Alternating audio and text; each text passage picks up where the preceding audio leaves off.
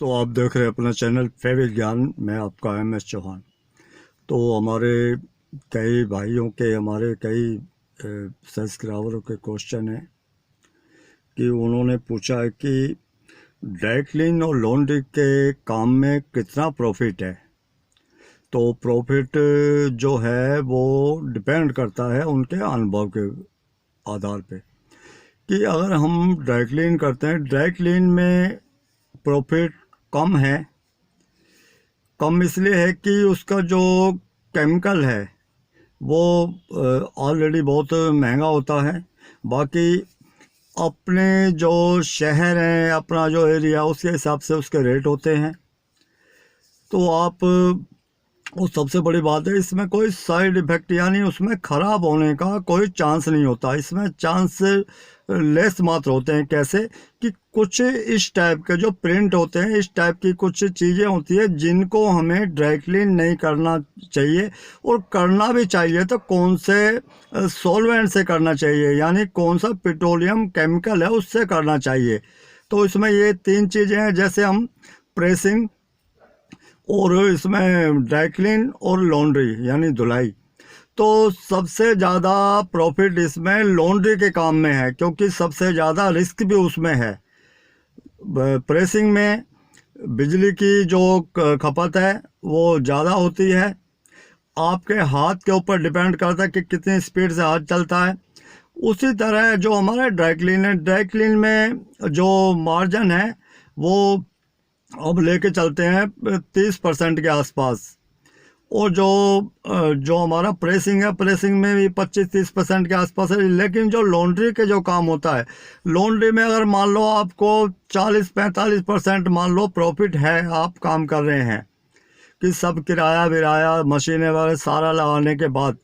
लेकिन अगर आपको अनुभव है, नॉलेज है, तो आप उसमें 70 से 80-85% तक पैसे को बचा सकते हैं, स्कोर कर सकते हैं। सिर्फ वो कि आपके अनुभव के ऊपर ये दारोमदार है सारा, कि कौन सा, जैसे आपके मान लो किसी गारमेंट के ऊपर ऑयल है या कोई भी ऐसी प्रॉब्लम है जो कि बहुत कॉस्टली, बहुत महंगे केमिकल से वो एक तरह का रिव्यू होगा और आपको नॉलेज है, तो आप साधारण केमिकल से भी उसको रिव्यू कर सकते हैं, उसको एक तरह का साफ कर सकते हैं, उसको बिल्कुल परफेक्ट कर सकते हैं। तो क्या है कि जब आप मान लो किसी गारमेंट ने, आपने किसी कस्टमर से 200 रुपये लिए, 200 रुपये में आपने अगर मान लो उसमें 150 रुपये का केमिकल, बिजली, पानी ये सब लगा दिया, तो आपको 50 रुपये बचे। लेकिन अगर आपको अनुभव है तो आप 20-25-30 रुपये में आप वो उस गारमेंट को क्लीन करके दे सकते हैं, और वो भी विद क्वालिटी। क्योंकि क्वालिटी अगर है तो आप मार्केट में रह सकते हैं। बिना क्वालिटी के आप कुछ दिन, कहते हैं ना कि वो कुछ दिन के लिए धोखा दे सकते हैं, लेकिन जब आप औरों को धोखा दे रहे हो, सबसे पहले आप खुद को धोखा दे रहे हैं। क्योंकि आप जो काम कर रहे हैं, आप खुद ही उसमें सेटिस्फैक्शन नहीं है आपको कि भाई मैं जो कर रहा हूँ या ठीक है या गलत है। भाई ये है कि कस्टमर ले गया और उसकी प्रॉब्लम नहीं आई तो भाई वहीं तक है। बाकी होना ये क्या चाहिए कि जो आप काम कर रहे हो कि उस काम में आप बिल्कुल प्रोफेशनल, आपका एक परफेक्ट, आपकी जो क्वालिटी उसमें दिखाई देनी चाहिए गारमेंट में। तो यही है कि अनुभव से ही आप ज़्यादा से ज़्यादा एक इज्जत के साथ में जो पैसा कमाएंगे, वो पैसा भी ज़्यादा होगा और वो साथ में इज्जत के साथ में होगा। तो उसी तरह एक क्वेश्चन और ले लेते हैं। हमारे एक भाई, वाइट कपड़ों पे हाइपो ब्लीच की जगह और कौन सा केमिकल है जिससे कि हमारे जो गारमेंट है, हमारा कपड़ा है, उसकी लाइफ भी बनी रहे और हमारा कपड़ा भी ज़्यादा वाइट हो जाए। तो बहुत सारे ऑप्शन होते हैं। ये नहीं कि हाइपो ब्लीच से क्या है, हाइपो ब्लीच हकीकत में कपड़े की लाइफ को कम करते हैं। ये बिल्कुल कहते हैं स्टैम्प पेपर में लिख के देने वाली चीज़ है कि जिस कपड़े में हम ब्लीच घोलते हैं, उस कपड़े को 10-15 मिनट के बाद देखोगे वो फट के अलग हो जाता है। यानी वो इतना, ये इससे पता लगता है कि कितना हैजर्ड होता है ये। उसी तरह हाइपो ब्लीच दोनों का यही है, लेकिन आप उसे और ज़्यादा वाइट कर सकते हैं। उसकी जो लाइफ है, उसकी जो एज है, उसको भी आप बचा के रख सकते हैं। और कपड़े में क्वालिटी, यानी जिसका कोई साइड इफेक्ट नहीं होता। वाइट गारमेंट पे आप ये कहते हैं कि बहुत अच्छी शाइनिंग, बहुत अच्छी वाइटनेस लेके आ सकते हैं। तो उसके लिए हम उसमें जो यूज़ करते हैं, केमिकल तो बहुत है, लेकिन मैं आपको वो केमिकल बताऊंगा जो केमिकल आपके पास हैं, आपके पास आराम से मिल जाते हैं। उसमें सोडियम हाइड्रोसल्फेट, यानी जिसको हम रंगकाट बोलते हैं, हाइड्रो भी बोलते हैं, कुछ हाइड्रो सल्फेट भी बोलते हैं। तो ये है। तो क्या ये, और इसके साथ में और ज़्यादा वाइटनेस देने के लिए तो हम इसमें जैसे वॉशिंग करते हैं तो उसमें हम उसमें यूज़ करते हैं सोडे की जगह, क्योंकि सोडा किसी भी गारमेंट पे हम यूज़ करते हैं, एक उसका एक मानक होता है, एक मापदंड होता है, भाई क्यों कर रहे हैं, किस लिए कर रहे हैं, कि वो इसकी जगह, क्योंकि इससे क्या कि रंगीन कपड़ों पे तो बिल्कुल करना नहीं चाहिए, और वाइट कपड़े पे भी कर रहे हो तो कितनी मात्रा में कर रहे हो, क्यों कर रहे हो, क्योंकि इसका रीज़न आपके पास होना चाहिए। रीज़न नहीं है तो आप इसका मतलब अपने काम में फेलियर है। और जो भी आप काम करें, क्योंकि इससे क्या है, एक तो कपड़ा डल होता है, दूसरा उसके अंदर पिलिंग, यानी जो पिलिंग होती है उसमें जो रुएं निकलने की उसमें संभावना बनी रहती है और बनती है। तो उसकी जगह लिक्विड जो है, अमोनिया लिक्विड आप यूज़ कर सकते हैं। अमोनिया लिक्विड और जो सोडा एस है, जो दोनों एक ही चीज़ होती है, दोनों अल्कली बेस है, तो आप उसको यूज़ कर सकते हैं। उससे वाइट कपड़े पे और ज़्यादा वाइटनेस आती है, यानी एक तरह का कि वो आम के आम और गुठलियों के दाम दोनों चीज़ें होती है। और ज़्यादा वाइट करना तो उस पर आप OBA यानी उस पर ऑप्टिकल वाइटनर यूज़ कर सकते हैं। ऑप्टिकल वाइटनर में टिनोपाल यानी नेचुरल जो वाइटनेस के लिए, और आपको स्नो वाइट करना है, यानी हल्का सा उसको शेड देनी है नीली, यानी वेलवेट कलर की देनी, हल्की सी जामुनी कलर की देनी है, तो उसमें आप ऐसी यूज कर सकते हैं। और आपको हल्का सा पिंक शेड पे देना हो तो HI यूज कर सकते हैं।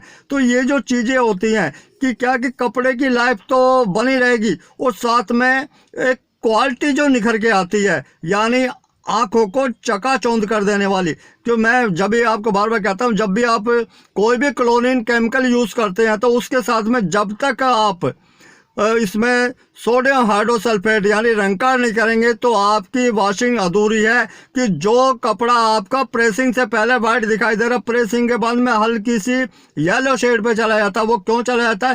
कि आपका जो काम है वो अधूरा है, पूरा नहीं हुआ। पूरा काम करने के लिए कि हम जैसे मान लो खाना खा रहे हैं, तो खाना खाने के बाद ऐसा नहीं होता, पानी हो सकता है कि हम थोड़ी देर बाद पिए, लेकिन पानी पीना भी ज़रूरी है। तो कहते हैं ना भाई, ये जो इस प्रोसीजर को, किसी भी मेथड को अगर पूरी तरह फॉलो नहीं करेंगे तो उसके दुष्परिणाम कहीं ना कहीं दिखाई देंगे। एक तो कपड़ा हमारा, उसकी एज कम होती है, दूसरा क्या है कि उसकी जो क्वालिटी है वो क्वालिटी निखर के नहीं आती। तो ये होती हैं। और बाकी केमिकल बहुत है, लेकिन मैं आपको सिर्फ वही बता रहा हूँ कि जो केमिकल आपके पास है। तो एक क्वेश्चन और ले लेते हैं। उसी तरह क्वेश्चन है कि जो पेट्रोल के कपड़े हैं, जो पेट्रोल वाले कपड़े को क्या हम टेम्बलर कर सकते हैं? कि बिल्कुल कर सकते हैं, लेकिन इसमें ध्यान क्या रखना है? ध्यान ये रखना है कि जो हमारा टम्बलर है, एक होता है इलेक्ट्रिक वाला, बिजली वाला, उसके ऊपर हीटर लगे होते हैं, यानी हीटर, उसके ऊपर एलिमेंट लगे होते हैं। तो आप अगर मान लो उसमें कर रहे हैं तो उसके लिए आपको बहुत ज़्यादा सतर्कता बरतनी पड़ेगी, बहुत सावधान रहना पड़ेगा। क्योंकि क्या है कि टम्बलर जो ऊपर होता है, हीटर ऊपर होते हैं एलिमेंट, और बीच में ड्रम होता है जिसमें होल होते हैं, उसमें हमारा गारमेंट रखा हुआ है, और सबसे नीचे बॉटम में, टम्बलर के बॉटम में एग्जॉस्ट फैन लगा होता है। जो एग्जॉस्ट फैन चलता है तो वो हीट को नीचे खींचता है, और अंदर ड्रम चलता है तो उसकी हीट से हमारा कपड़ा सूखता है। लेकिन अगर बाई चांस आपका एग्जॉस्ट बंद हो जाता है तो उसकी जो भाप है, उस केमिकल की, उसके MTO की जो भाप है, या जो भी आप पेट्रोल यूज़ कर रहे हैं, क्योंकि इसमें आप यूज़ क्या कर सकते हैं, खाली MTO यूज़ कर सकते हैं। बाकी आप इसमें सोलवेंट यूज़ करेंगे तो 100% उसमें आग लगेगी। क्योंकि वो क्या है कि नीचे खींचे या ऊपर खींचे, वो इतना हल्का होता है कि वो एलिमेंट से टच होते के साथ ही वो ब्लास्ट हो जाएगा। और बाकी उसमें पर्क यानी पर्क क्लोथलिन वगैरह, उसको आप ओपनली नहीं कर सकते, उसके लिए मशीन होती है, मशीन में करेंगे। उसी तरह जो हमारा हाइड्रोकार्बन होता है उसको भी हम मशीन में करेंगे। बाकी CTC ये बहुत हल्का होता है, तो इसको भी आप ओपनली वैसे कर सकते हैं बिना किसी मशीन। उसको हाइड्रो भी नहीं करना। आप हाइड्रो करना चाहते हो तो हाइड्रो आपका एक तरह का बिल्कुल नया का मतलब ये कि उसमें कहीं होल ना हो, कहीं स्पार्किंग ना हो, और कपड़े रखने का जो तरीका है, बिल्कुल अगर वो बॉडी से ड्रम टच होगा तो 100% उसमें आग लगने के डर होते हैं, क्योंकि कपड़ा इंडस्ट्री में जितनी भी दुर्घटना होती है 99% सॉल्वेंट, हेक्सिन या सीटीसी वगैरह इनसे होती है। क्योंकि क्या है कि ये जो चीज़ है बहुत ज्वलनशील होती है। तो उसी तरह आप टम्बलर कर रहे हैं तो टम्बलर में क्या कि डेली उसकी जो सफाई होती है, जो डस्ट होता है कपड़ों का, वो उसमें उसका जो फिल्टर उसमें होता है, डेली उसको साफ किया जाता है। और उसके बाद जो हमारा गैस और डीजल पे आप कर सकते हैं, उसमें कोई वो नहीं है। यानी जो स्टीम से जो हमारा टम्बलर जो गर्म होता है उस पे आप कर सकते हैं, उसमें कोई साइड इफेक्ट नहीं होता, आप कर सकते हैं। और उसका कोई कहते हैं ना कि लेस मात्र भी कोई उसमें दिक्कत नहीं आएगी।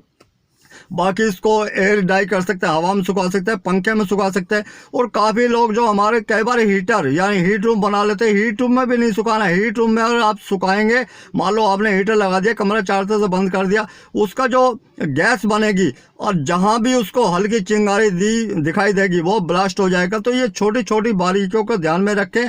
और बाकी कपड़ों का जो ज्ञान है, ये महासागर है। कहता है समुद्र जितना गहरा है और आसमान जितना ये फैला हुआ है, तो इसको जितना मर्जी आप सीखें, जितना सीख सकते हैं उतना सीखें और अपने काम को एक क्वालिटी के साथ में करें। तो दोस्तों, कोरोना वायरस से सजग रहें, सावधान रहें। बाकी कपड़ों के विषय में कोई भी आपका क्वेश्चन हो, मुझसे शेयर कर सकते हैं। मिलते हैं दोस्तों ब्रेक के बाद। जय हिंद, जय भारत।